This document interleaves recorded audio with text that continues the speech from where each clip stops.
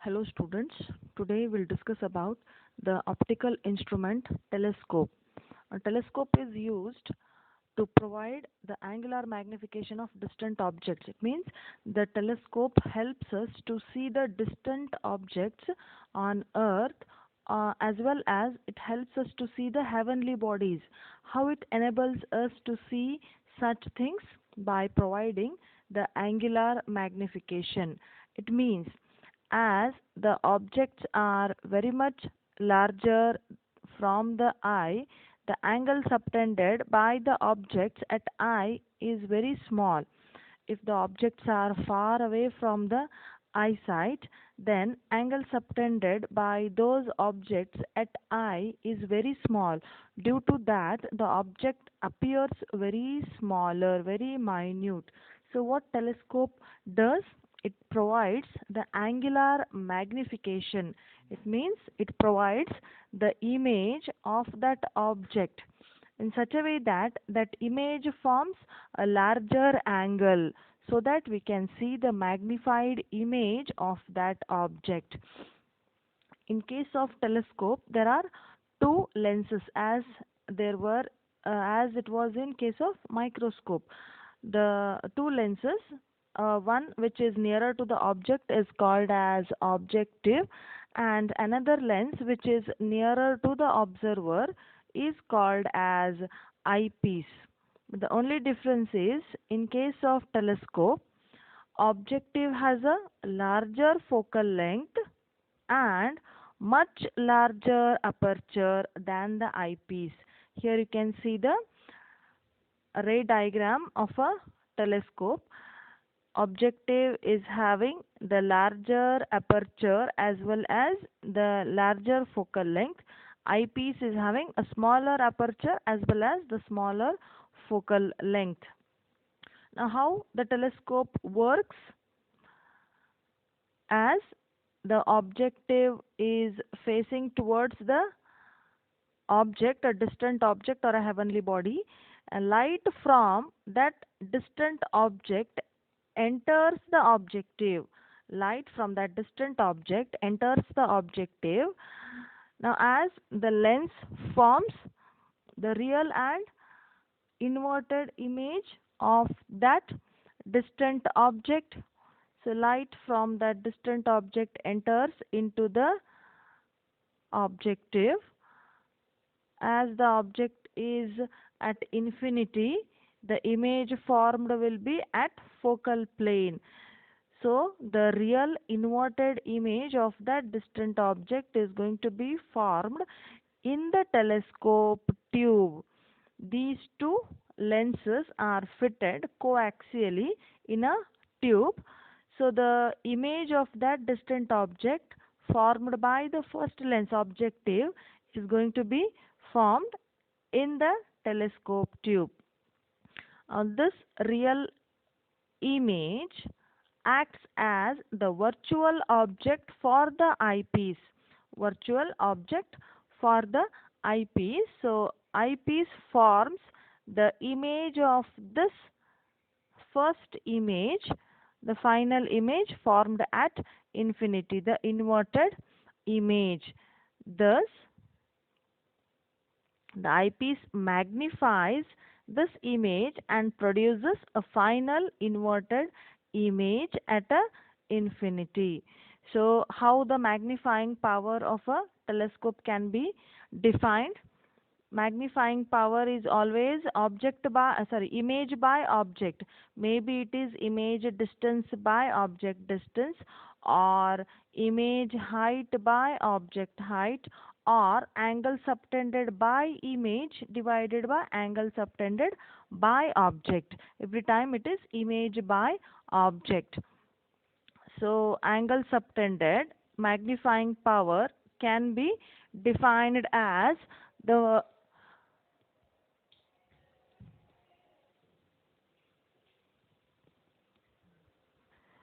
magnifying power is defined as the ratio of the angle beta subtended by the final image at eye subtended by the final image. This is the final image. So it is going to subtend an angle beta at I divided by angle subtended by the object. So these are the incident rays. This is the angle subtended alpha by the object at objective lens or at I. So the magnifying power is beta by alpha. Beta is h by Fe. Beta is h divided by Fe, because here we are taking small angle approximation. You cannot write the equation for beta, you have to write for tan beta by tan alpha. Beta by alpha is nothing but tan beta by tan alpha. So tan beta is opposite upon base h by Fe. H by Fe divided by alpha is h by f naught. H by f naught. When you simplify, you are going to get f naught by Fe. So magnifying power of a telescope is the ratio of focal length of the objective lens to the focal length of eyepiece. So depending upon their purpose, telescopes can be divided into two types. First one is astronomical telescope. It is used for viewing the distant objects, stars and planets. It is used to see the heavenly bodies. Second one is terrestrial telescope. So terrestrial telescopes are used for viewing the distant objects on Earth. These telescopes, the terrestrial telescopes, have in addition a pair of inverting lenses. So whatever image formed by the eyepiece, the final image, is inverted. So here, in case of terrestrial telescope, another pair of lenses are fitted so that this inverted image can be further made erect. So here, the main consideration of the astronomical telescope to see the distant object, the light gathering power and its resolving power is considered. If the light gathering power of the telescope is more, then you can see the brighter image. If the light gathered or light from the distant object is less, then you can see the faint image. So to have a clear image, the light gathering power and resolving power of the telescope is considered. So here we'll take an example of a magnifying power. So consider a telescope whose objective focal length is 100 centimeter and eyepiece is having a focal length of 1 centimeter. Then magnifying power of a telescope is f naught by Fe, that is 100 by 1, which is equal to 100. Then magnifying power of that telescope will be 100. It means it magnifies the size 100 times that of the object size. Now, using that telescope, if a pair of stars which are having actual separation of 1 minute. So here there are two stars which are observed from this telescope, and these stars are separated by a distance of 1 minute. Then if these stars are observed by using the telescope, then the distance between them will become 100 into 1 minute. That is, they appear as if they are separated by 100 minute or 1.67 degree. So this is how the magnifying power helps us to see the distant objects separately. A limit of resolution is, it is the minimum distance of separation between two objects so that they can be seen as separate by using the given optical instrument. Suppose if there are two objects separated by a certain distance, when you see them through a telescope, if they appear as separate, Then the telescope is showing two different objects. Suppose if you are reducing the distance between them, and when you observe through the telescope, then also you can see the two objects separately. Further, if you separate, further if you decrease the distance between those two objects, and when you see those objects through the telescope, then also you can see them as two different objects. Further, if you decrease the distance between them, and when you observe through the telescope, now it is not possible to see those two objects as two different objects. You can see you can feel there is a single object. It means the telescope cannot show two objects separately. So this is the minimum distance. This is the minimum distance between the two objects for which the telescope shows them as the two separate objects. So this minimum distance is called as the limit of resolution.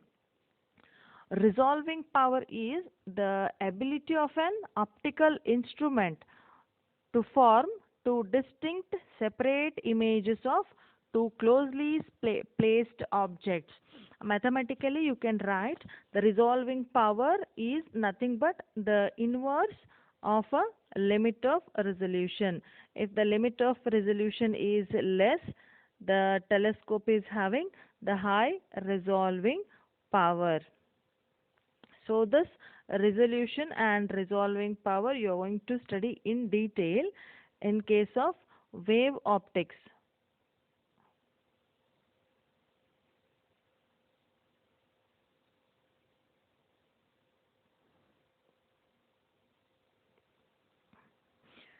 Now as we have told here, the light from the distant object enters the objective. The objective helps us to gather the light from the distant object. But the light gathering power clearly depends on the area or diameter of the objective. If the objective is of larger diameter,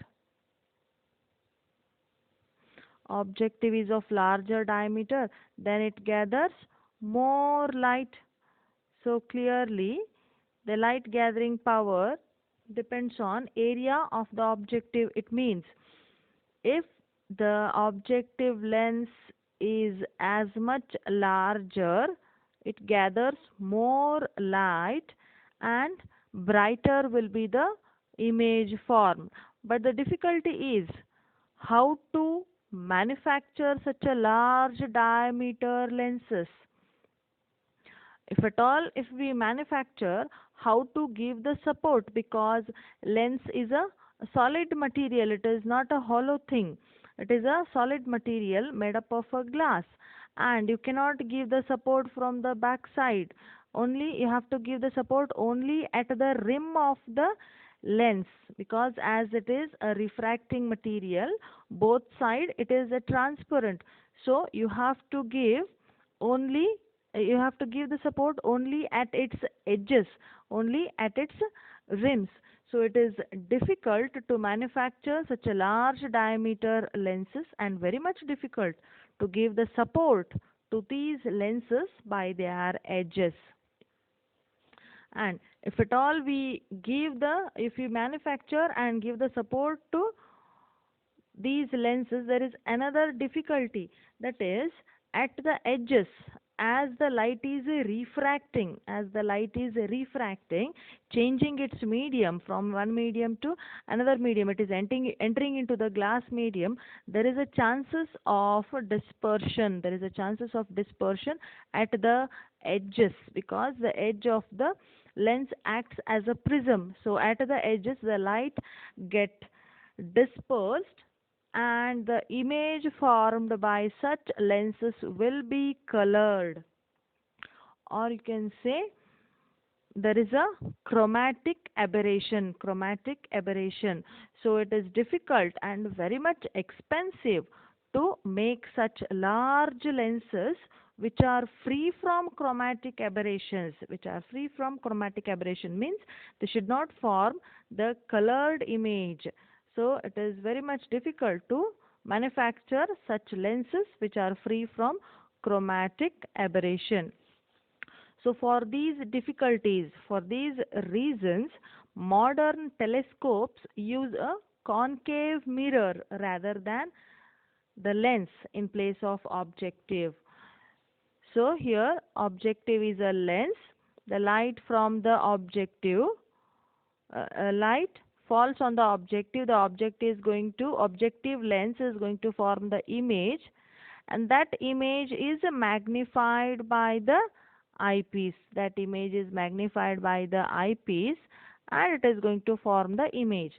Now in place of this objective lens, a concave mirror is used. In place of objective lens, a concave mirror is used.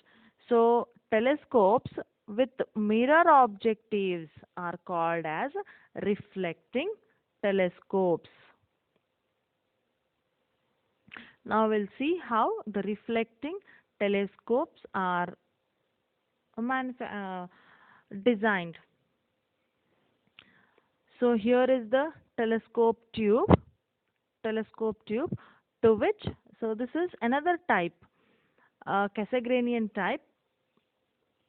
The changed telescope with the mirror is, see, this is the telescope tube to which a concave mirror is fitted. The light from the distant object fall on the concave mirror. It reflects the light. And focuses the light at its focal point. So the concave mirror forms the image at its focal point. Now this image formed is real and inverted. Now it is not much magnified so that we can see this image clearly. So now our job is to magnify this image further. So how to magnify? By eyepiece. So the observer has to sit here near the focal point of the first mirror with an eyepiece. So eyepiece magnifies this image. And a final image is observed by the observer. So these reflecting telescopes have several advantages. There is no chromatic aberration because the light splits into its colors when it enters from one medium to another medium, when it enters from air to glass medium. Here, as we are using the mirrors, the light is not entering. It hits the mirror and comes back into the same air medium. So there is no dispersion of light. So there is no chromatic aberration in case of mirror. If in place of concave mirror, if the parabolic reflecting surfaces are used, the spherical aberration is also removed. And the main advantage is mechanical support is not much difficult since the mirror weighs much less, because mirror is the only surface, lens is a solid object, mirror is the only surface, so you can give the support to the entire back surface of the mirror, not only on rims. So the mirror provides the same optical quality as that of the lenses. Mirror can be supported over its entire back surface, not only on its rims. But as in this diagram we have discussed, one obvious problem with this reflecting telescope is that the objective mirror focuses the light inside the telescope tube. See here, the objective mirror is focusing the light inside the telescope tube. So how to see this image formed by the mirror? The observer observer or the eyepiece and the observer should be there, right there at the focal point of the objective. So if they sit inside the telescope tube, then they are abstracting some light. So to the solution for this problem is deflect the light by focusing by the another mirror. So what we do is we use secondary convex mirror.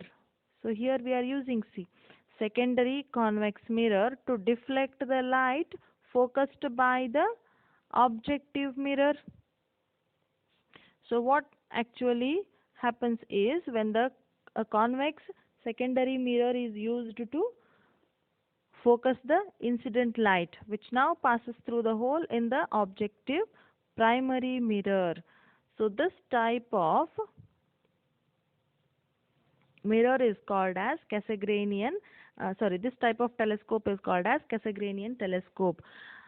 So the light from the distant object falls on the concave mirror.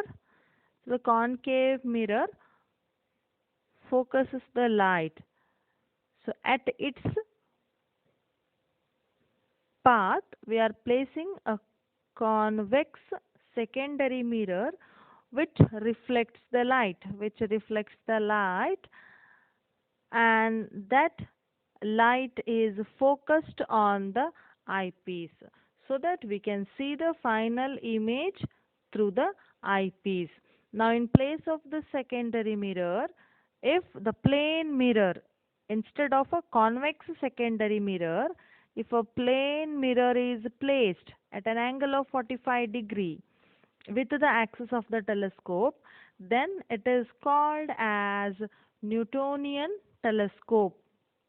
Here the final image is seen through the eyepiece fitted at one side. So in place of a concave secondary mirror, if the plane mirror is used, the light focuses on the mirror and the image is formed at one side of the telescope, and here the eyepiece is fitted. So this is how the telescopes are used to see the distant objects. How we can see? By forming the magnified image of those objects, we can see the distant objects.